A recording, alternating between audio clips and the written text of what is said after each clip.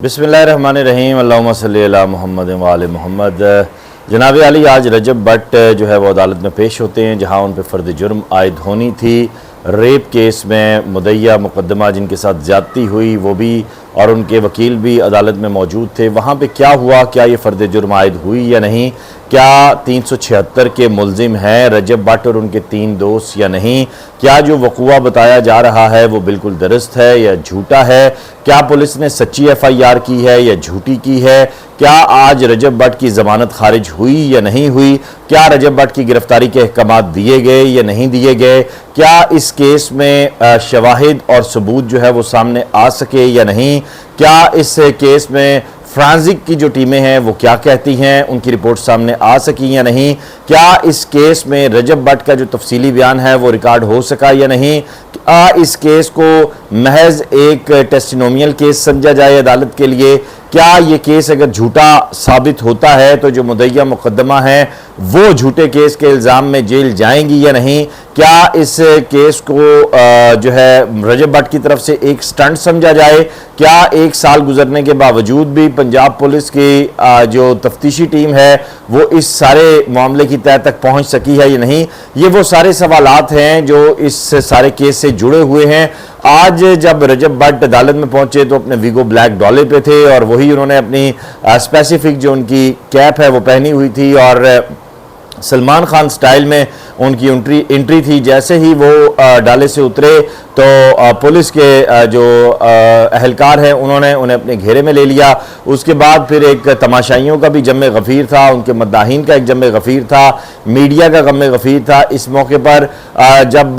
बात की, उनके दोस्त मान डोगर उनके साथ थे और इस मौके पर जब मीडिया ने उनसे सवाल किए तो उनके जो वकील साहब थे वो जवाब देते रहे। रजब भट्ट ने एक आध जगह पे जवाब दिया लेकिन ज़्यादातर जो है वो हमें खामोशी ही दिखाई देती है। कमरा अदालत के अंदर से जो रिपोर्ट सामने आई है उसके मुताबिक जो मुद्दईया मुकदमा हैं उनके वकला भी वहाँ मौजूद थे, जो पहले बहुत ज़्यादा ये कह रहे थे कि हम ये कर देंगे, वो कर देंगे, हम फ़ौरन सब चीज़ें फलान कर देंगे, टमकान कर देंगे, क्योंकि ये जब केस सामने आया था तो बड़ा शोर पड़ा था। लेकिन आज हैरत अंगेज़ बात ये हुई है कि उनकी जानिब से अदालत से एक मज़ीद जो है तारीख उसकी इस्तदा की गई है और उस पर उसे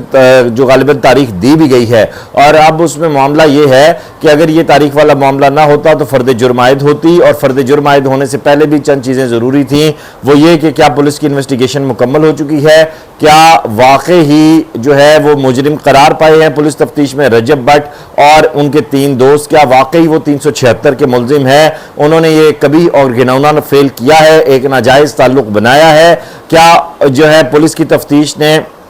इस बात को साबित किया है। क्योंकि जब ये आपको बताऊं कि जब ये तफ्तीश होती है तो जो एरिया है जहां पे ये सारा वाक़या होता है उस एरिए में बाकायदा फोरेंसिक की टीम आती है, शवाहिद इकट्ठे किए जाते हैं और वह शवाहिद इकट्ठे होने के बाद होता ये है कि वो पुलिस के हवाले किए जाते हैं, कुछ शवाहिद, कुछ वो फोरेंसिक की टीम लेके जाती है, फिर उसका 3 से 6 माह का दौरानिया होता है। और पंजाब फोरेंसिक लैब में तो हज़ारों की तादाद में केस पड़े हुए हैं, वहाँ पे क्या इसका जो है वो होना है, फ़ौरन इसका रिप्लाई आना था, 1 साल गुजर गया है। ऐसे में जो मेडिकल रिपोर्ट होती है वो भी इंतहाई अहमियत की हामिल रखती है और फिर पुलिस का जो तफ्तीश का दायरा कार है वो भी वसी होता है और उस दायरा कार में फिर जो वहाँ पे जाए वक़ुआ पे मौजूद गवाह होते हैं वो भी बहुत अहमियत के हामिल होते हैं। फिर जिनके ऊपर इल्ज़ाम लगाया जा रहा होता है, चार्जेस लगाए जा रहे होते हैं, उनके जो बयानात होते हैं और उनके जो मोबाइल होते हैं, क्योंकि मोबाइल भी फ्रांसिक होते हैं, वो बड़ी अहमियत के हामिल होते हैं। और फिर जब ये सारी चीज़ें हो जाती हैं, ये सारे मामलात हो जाते हैं, तो उसके बाद फिर अदालत के रूबरू वो तमाम चीज़ें पेश की जाती हैं। जब ये सब कुछ होता है तो फिर उसके बाद पता चलता है कि बंदा जो है वो मुजरिम है या मुलजिम है, क्या उसके ऊपर झूठा केस किया गया है या नहीं। लेकिन इस केस में ये मैं आपको बता दूं अपने साफ़ी तजुर्बे को सामने रखते हुए, इस केस में 1 साल से इतना लंबा केस ये चल गया है। अव्वल तो ये केसेस इतने लंबे चलते नहीं हैं, दूसरी बात ये है कि अगर ये ब्लैकमेलिंग का केस है या इसमें झूठा इल्ज़ाम लगाया गया है, कहीं ना कहीं दाल काली ज़रूर है, इसमें कहीं ना कहीं कुछ तो है, इसके बगैर ये मुमकिन नहीं है, कुछ लाजमी है। वो क्या है, वो रजब भट्ट की तरफ से है या वो मुदैया की तरफ से है, ये आइंदा आने वाले दिनों में पता चलेगा। लेकिन ये बात दुरुस्त है कि अभी तक मुदैया मुकदमा की तरफ से ना वो मोबाइल पेश किए गए जो ज़राए बता रहे हैं, जो उनके वकील साहब ने गुफ्तगू की है, ना वो शवाहिद पेश किए गए, ना ही 376 की FIR के जो लवाजमात हैं वो पूरे किए गए हैं। अब इसमें ये तीन ही इसके एंगल बनते हैं, या पुलिस बताएगी कि क्या है, या रजब भट्ट बताएंगे क्या है, या मुदैया मुकदमा बताएगी क्या है, और सबसे अहम जिम्मेदारी आयद होती है फिर अदालत पे कि वो तीनों कॉर्नर्स को देखते हुए इस केस का फैसला क्या करती है, इस केस का फैसला क्या सुनाती है। मुझे ये केस बड़े दिलचस्प मोड़ में दाखिल होता दिखाई दे रहा है, और इसमें अब लगता है चलें ठीक है जी, बेगुनाह और बाइज्जत बरी हो गए, वो एक अलग बात है। लेकिन सवाल यहां पैदा होता है कि जब आप बाइज्जत बरी होते हैं रजब भट्ट साहब, तो आपने 1 साल से जो ये पूरा ट्रायल फेस किया है, ये एक बहुत बड़ी ज़हनी अजियत है। इसके बाद जिसने आपके ऊपर ये झूठे इल्ज़ाम लगाए हैं, आप उसे माफ तो कम अज कम ना करें, एक मिसाल बनाएं ना,